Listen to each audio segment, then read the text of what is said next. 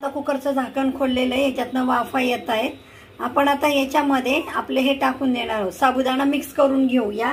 असाच पातळ ह्याच्यामध्येच मिक्स करायचा आहे साबुदाणा, जेणेकरून तो आपल्याला चांगला व्यवस्थित मिक्स होईल. आणि तो मिक्स करून एक वाफ घेऊ.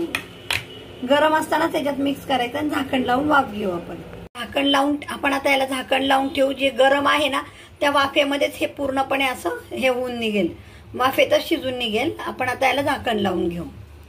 सॉरी, माझ्याकडनं चकल्या करण्याचा व्हिडिओ राहून गेला. आता हा चकल्या तयार केलेल्या आहेत.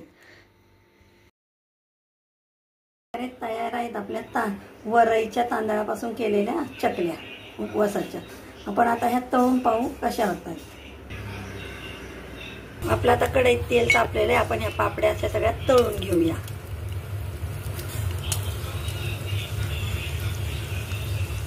छान फुलतायत पापड्या. आता हळूहळू फुलतील पापड्या सगळ्या आपल्या.